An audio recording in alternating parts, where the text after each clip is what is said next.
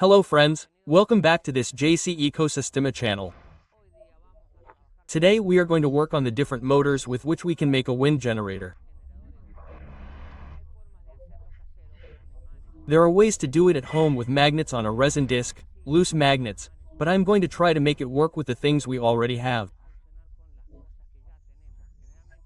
I usually do the same thing. I always look for classic elements so that they can be made. Oh, I am going to make a clarification. I put the gloves on the side that you like, because when I put it on backwards with this part facing up, you asked me if I was, well, I was going to say stupid, a fool, because I put it here in the back. Sometimes I do it when I grab hot things because this plastic melts when I grab hot things and then it gets worse. I prefer to grab it with the smooth side. Well, now it is set up however you want. Let's start with the following motors. I told you that all motors can be transformed into generators, but you have to make some tricks. It is not always as easy as one might think. For example, I have some motors here that I'm going to show you, and then there's the famous washing machine motor. They ask me if I fix washing machines. No, I don't fix washing machines. I do it because it's an easy motor to get. Who doesn't have a washing machine or a washing machine as they say? Well, this motor actually works with both currents, but when we use it as a generator, it produces direct current. What do we have to do to use it as a generator? Make the rotor spin. I'm going to make it spin with the tonneau. The tonneau is a machine that I'm using right now to move the generator. Then we have to put a propeller, which is the next video. I'm going to make a more powerful generator because the one we made was actually just a small generator with very little power. This is the motor that drives the entire washing machine. The other one I made in the generator was the small motor that moved the pump of the washing machine. Well, here I disconnected it. These are the fields and here I have the two carbons.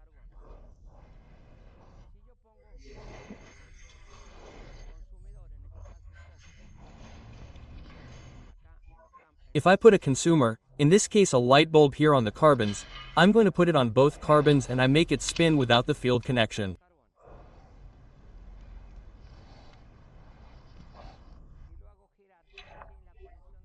Look what happens. Absolutely nothing happens. Now I'm going to explain to you how this works inside.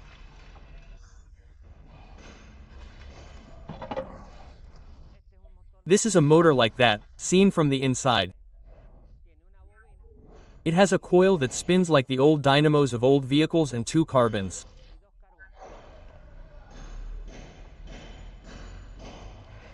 To transform it into a generator, you have to put a magnet here and another magnet here because this is a two-pole motor.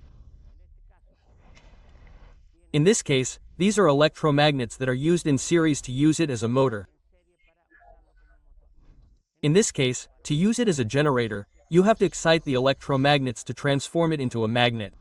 In reality, if you put a magnet here and a magnet here, north and south, this produces energy without excitation. This one that I have is like this and it has two poles because it would take up two. I'm going to show it to you from the front. It takes up two magnets, two poles. Since it has fewer poles, it needs more revolutions to generate. It always has to exceed the speed used as a motor. If you put current or electricity into a motor and it spins at 1500, to produce it has to exceed 15. In this case, there are two ways to improve that, because I'm not going to make a 1500 turbine, there won't be any. How do I improve it? Using motors with more poles and using fewer revolutions. I'm not going to complicate it any further. Let's do the experiment with this motor and without magnets. I'm going to supply the fields with electricity and let's see what happens. I've already explained this, I'll leave it there. Here I have the motor spinning and here are the two fields. I'm going to give the quotient to the two fields, which are in series. In this case, the fields are in series, the carbons one to each pole. The polarity doesn't matter.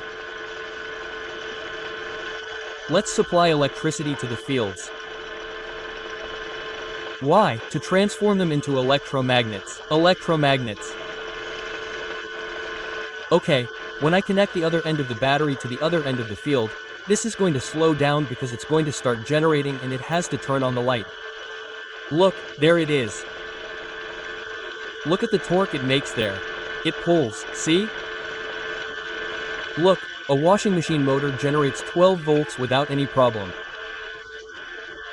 It's 220, but it's working at 1000 revolutions, in this case, 900 and something because I have them measured in tone. If I hadn't brought a revolution meter, it would be turning on with the excited fields. Well, this would be a motor that can be used as a generator. I've seen other videos that say, it doesn't work as a generator. It does work, but you have to know how to use it. The field has to have magnets or be powered. Okay, I showed you one motor.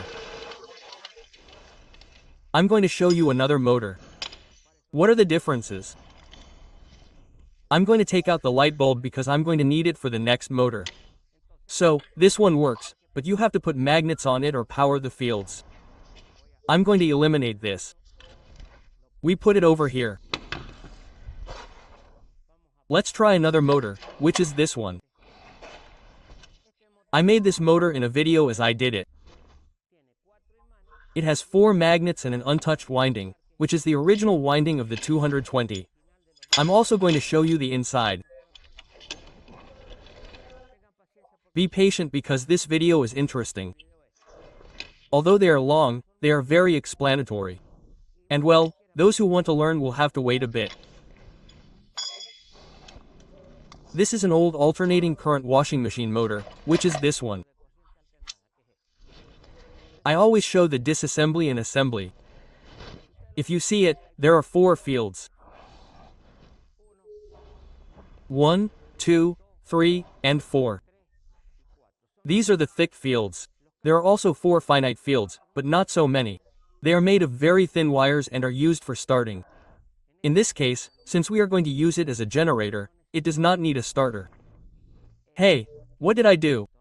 I turned the original rotor, took off a couple of millimeters, and glued magnets to it. I glued magnets to 4 poles, exactly 1 in front of each coil, which are the ones I have made. Here's a video about this. You can watch it if you want to see it. It's on the channel. If I turn this motor to 15 revolutions, a little more, 1700, it will produce 220 volts alternating current of the highest quality.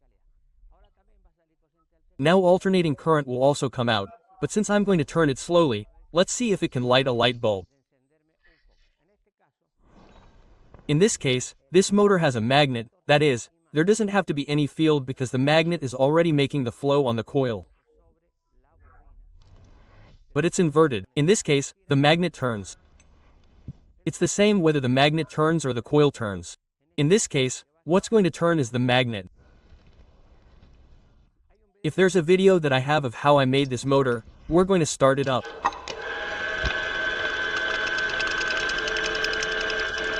Look, it also generates, but a little less. Why? Because it needs more speed. I put it quite unbalanced because I tightened it with the tone.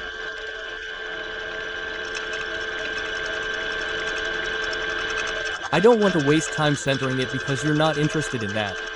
I can spend 15 minutes centering it and it won't vibrate at all. Okay, I'm going to stop it now.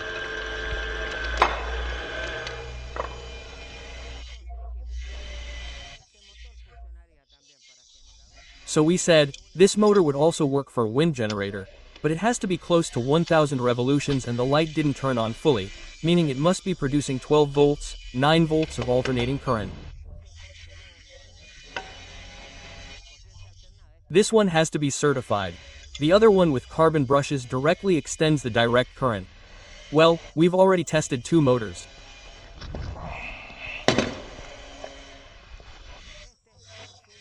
This is a motor from an electric fan that they told me doesn't actually charge, but it does charge. It does charge, but it has to be driven at a very high speed to release 12V. It has to exceed the operating speed.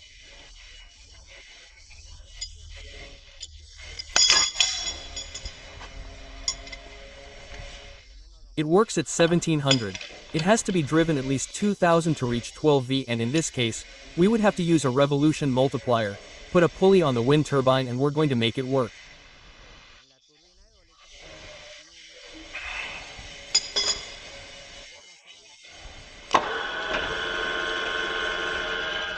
Okay, I got the thing out of here.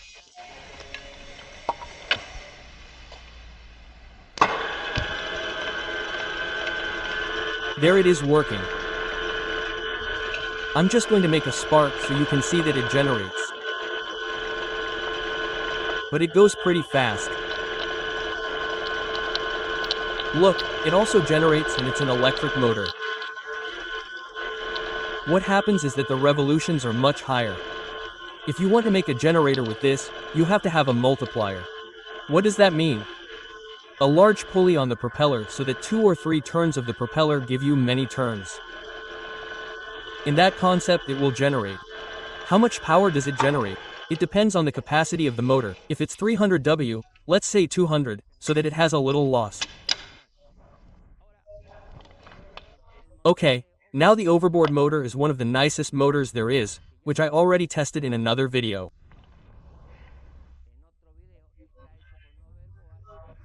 It's made with an overboard and with a rotating system of magnets, which I put in a vehicle, but the whole point was to test the movement.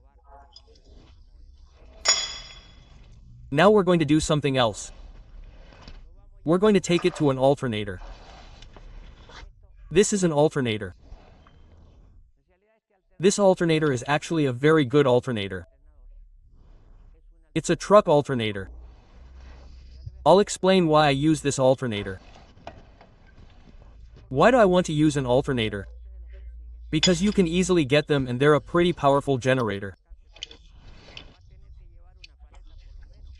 You're going to have to use a blade of at least 1.5 or more blades because they're quite heavy. The more power you're going to get, the heavier it gets.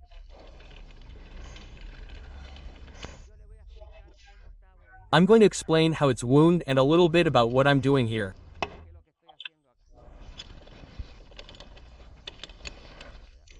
I'm always going to turn the lathe just to turn it.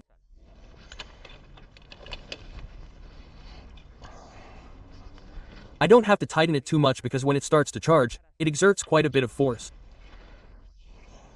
Well, this is an alternator. I'm going to show you how it's made inside. This is an alternator just like this one, except this is the coil. And if you count, there are 3 out-of-phase coils. One, this is the other, and this is the other. They're set at 120 GR. First one, then the other. They're set at 120 GR. This is one output, this is another, and this is another. It has 12 poles. This generator has 12 poles. 12 poles. There aren't many 12-pole generators, usually the ones used in high-powered trucks. Why? Because with low revolutions it passes over the field many times and produces current at low revolutions. That's why I use this generator, so I could use a common blade with no more than 2 blades. The more blades it has, the fewer revolutions it will have.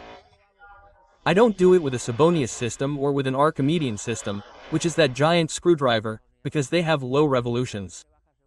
It has a lot of performance, but they have low revolutions. And if I want to power this generator, I'm going to go to the board now, as I always do. I'm going to make some small doodles that will be useful to you.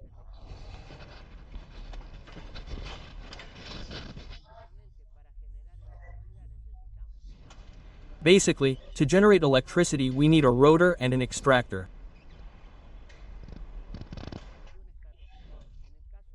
In the case of the clothes motor, this is the coil and the carbons come out here.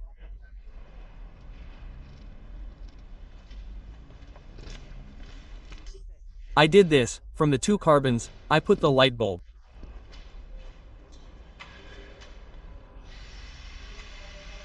This is a light bulb. I took out the 2 carbons, and from the 2 fields I had to feed it with a current so that this would produce a north and a south. Any coil within a magnetic field depends on the revolutions. It produces a voltage that is here. In the light bulb. Output. I'm going to put output here. In this case, the one that rotates is the coil, and what is fixed would be the magnets or the magnetic field. In the case of the car generator, we are going to skip directly to the other generator. It is this one. Here there are 2 fields, 2 poles, therefore, the revolutions have to be many. In the car generator it has 12 poles. It has a lot. 1, 2, 3, 4, 5, 6, 7, 8, 9, 10, 11. Let's put 12. There are 12 poles that when they pass through they're produced divided by 3. A coil in 3-3 phase. If we have a circumference of 360 grams, we divide it by 3, which equals 120 grams. This means that each of these phases is 120 grams. What is this? This coil that you see here. We are always talking about a 3-phase generator. It begins to wind. Let's suppose that this is a phase. One is made here, it moves, it continues here and continues here. The other one in the middle does the same thing, and the last one does the same thing, always out of phase. If you see the tip here, this would be the tip of the first phase, the second and the third. In generators, these go to diodes for, why? Because when the magnet passes, we are going to go to the pizza. Here it has a north magnet and a south magnet. It has 12 magnets, not magnets, it is an electromagnet. Now I am going to show you how the original electromagnet works.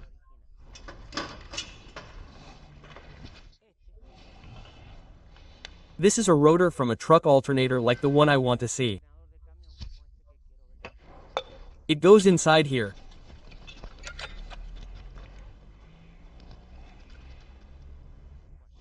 Okay, now I'm going to tell you how many magnets it has. 1. Let's wait for this one that's marked. 1, 2, 3, 4, 5, 6, 7, 8, 9, 10, 11, and 12. That's the one I marked, that's marked. It has 12 poles. North, south, north, south. Since the coil is in the middle, it's inside. The end here next to the coil is north and the one on this side is south or vice versa, it doesn't matter. All the tips that come from there to here are interspersed with this one. So we have north, south, north, south, north, south. That's original and it's fed into this small collector with a voltage regulator that's controlled by it. What the voltage regulator does is keep cutting or feeding the magnet more or less. And that's the way that car voltage regulators regulate the charge.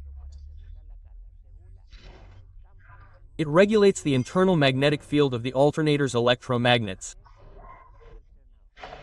Okay, now you more or less understand how this works. Let's bring the board. When it rotates, the magnetic field varies and the quotient is alternating. This is an alternating quotient. Why? Because every time a north passes, then a south passes, it is inverted, once positive and once negative. All the poles, the 3 outputs, are alternating. A diode system is used to rectify it, and there we will have a continuous quotient. We will see that later. What did I do? I grabbed this rotor. Let's go to the lathe side. I grabbed the original rotor that is placed here inside. I reduced it. I reduced these tips with the lathe because I do not feed it here anymore. This, if you look here, that little rotor no longer exists, which are the friction discs. This, why does it not exist anymore? Because I do not want to feed the core. What I wanted was for it to be without feeding. What did I do? I lowered this about 2 millimeters and I looked for some powerful magnets like these and I put a north on it there, glued with epoxy I pull.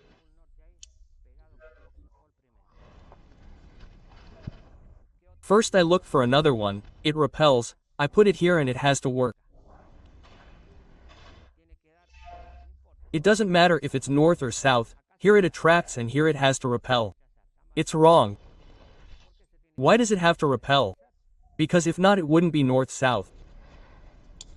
Here they attract, that means the magnets are opposite. It's very powerful.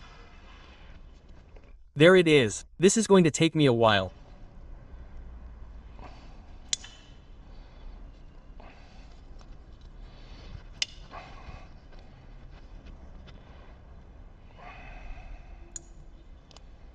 I put another one because I couldn't handle it. It's very hard.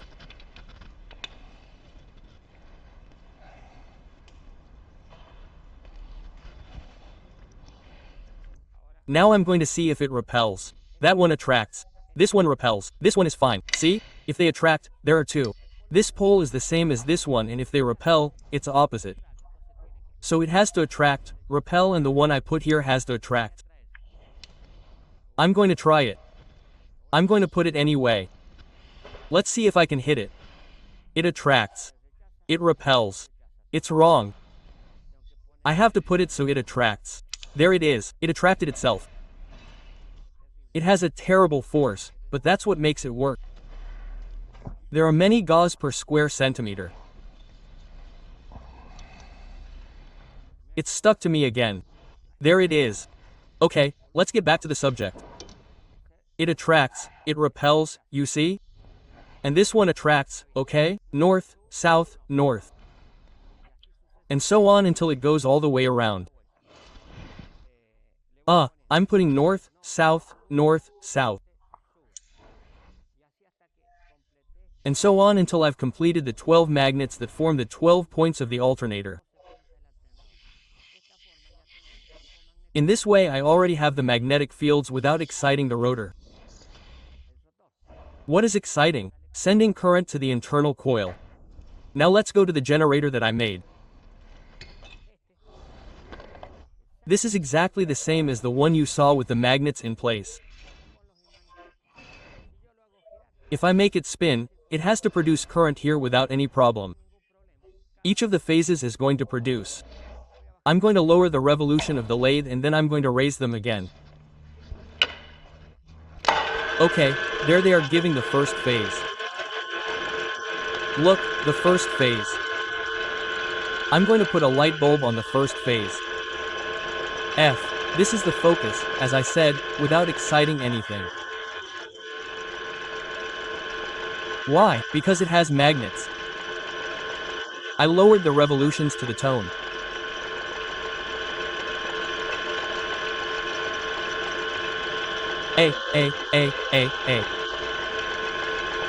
One phase. I'm testing the other phase. It has to do exactly the same. There it is. Let's test the last phase because there are only 3, which is this one, this one, this one with this one. There's the last phase. What do? I'm going to put them in series so that the voltage of one phase is added to that of the other and increases the power. This is one end of the phase. I'm going to put it at the other end of the phase.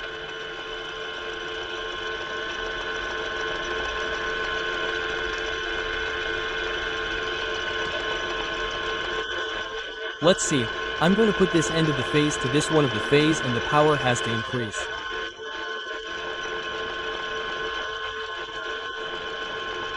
Why? Because I'm putting 2 coils in series. This white one is ground. There has to be more force here.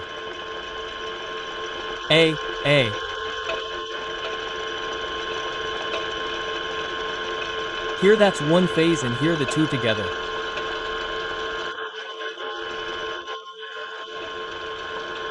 How awful. No, I don't make contact with the movement I have. I'm going to do it right.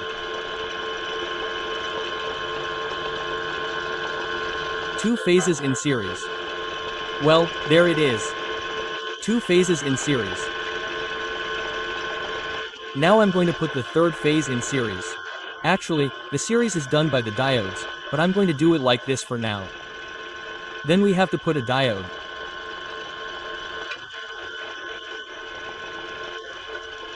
I'm going to connect this phase, the last one, with this one, and it should all add up, always coming out in alternating current.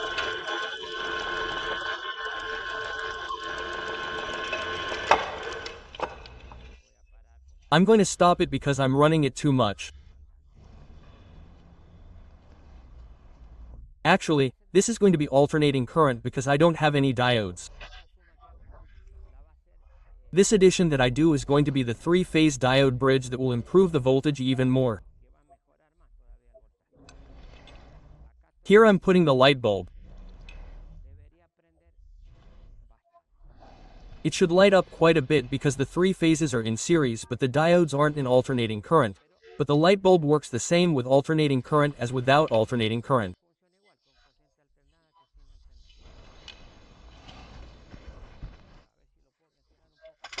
Let's see if I can improve the centering a little so that it doesn't vibrate so much around there. Well, look. Do you know why it doesn't light up strongly? Because there's a phase upside down. Now I'm going to change the phase and it will surely light up more. If you connect it backwards, it loses all effect. Let's put this one. I already inverted it. I already inverted one. Let's see if it improves. Look, there was an ACB phase because I can't know that.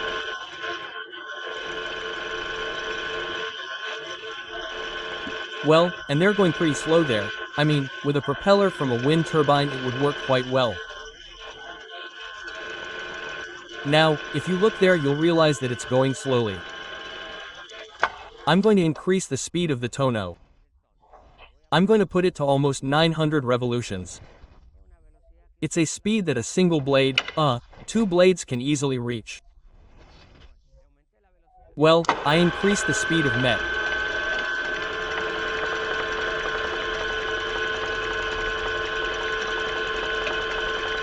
What am I going to do now?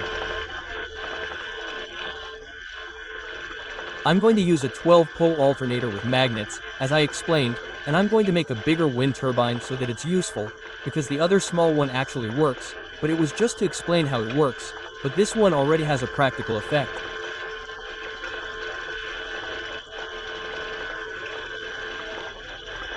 And the other important thing is that you will be able to explain it to yourselves because I could have made a motor with magnets. I would have done it with epoxy, making 2 axially shaped stars, but that is not what I want. Look at how slowly it turns on. I'm going to lower the revolutions even more. Let's see. I'm going to put very little on it to see what effect it has. There it is.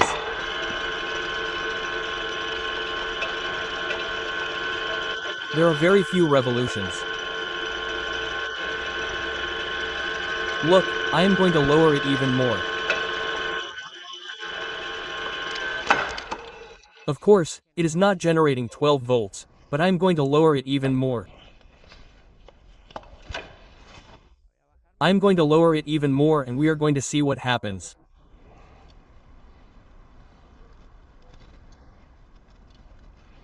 It has almost no revolutions, but it will do something.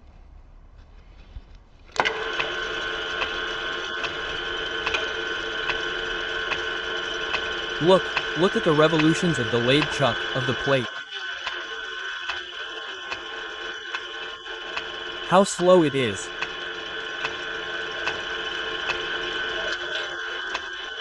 With this alternator, I'm going to make a giant wind turbine with enough power to be able to use it in a useful way.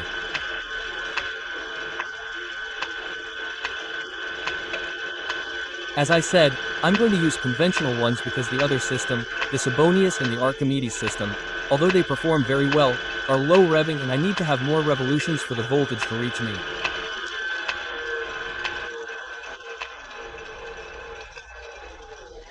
One of the subscribers told me that he had a wind turbine and that he didn't have 24V in reality. That wind turbine is 12V, it has to use 12 volts batteries and if not, a voltage booster. I'm now going to set it to the speeds that it's going to work because it's the last test. Okay, now I'll put it there and let's see how it turns on. There are the speeds that I'm going to make it work.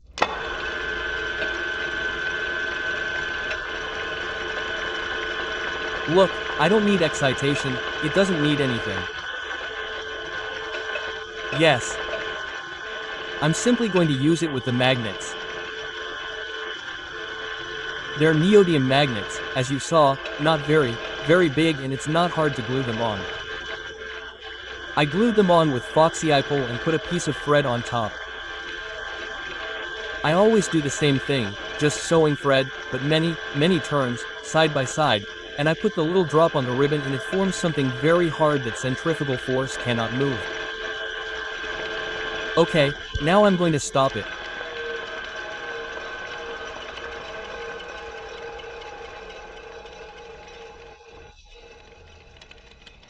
Look, continue, friends. I showed you each of the different engines that can be used as generators. The basic theory is a coil that is excited by a moving magnet. If there is no movement, there is no energy. When this opposes the mechanical energy, when it starts to generate, it becomes heavy, hard. It's like a car braking. The more it brakes, the more it generates. So, what am I going to do? I'm going to put long blades on it because in reality the blade system is very good because, I'm going to represent it basically with a lever.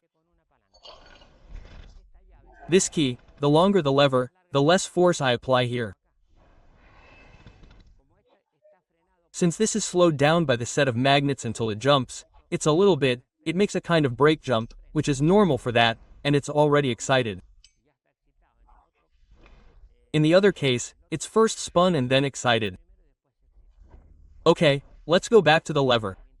The longer this lever is, the more force it's going to have. So, I'm going to use a long blade and this generator is going to work spectacularly. The only thing I'm going to need is a good amount of wind. There are places where this generates a lot of current, even surpassing solar panels. A single one will easily overcome it, but when you put several panels, well, what should you do? Combine it. We're going to make a video on how to combine an air generator with a solar panel. So at night, with the wind, it will be charged during the day with 1 or 2 panels, which will be much less. We're going to have enough to generate energy in a house. I'm going to finish this wind turbine with this dynamo, with this alternator, and I'm going to put it back up. Friends, I've seen that almost 90% of the people who watch us don't subscribe. Subscribe because we value our channel, or YouTube values our channel by the number of people who subscribe, and if you watch and aren't subscribed, it doesn't benefit us at all. Subscribe. Subscribe because it doesn't cost anything. You have to press a little button where the bell is and that's it. And it also has an advantage. Every time we make a video, it will appear, and if you ever want to unsubscribe, press the bell again and unsubscribe. It's not a question of money, nothing. Friends, until next time, and I hope you liked it, even though it was long. It has to be long, otherwise we won't turn on. What?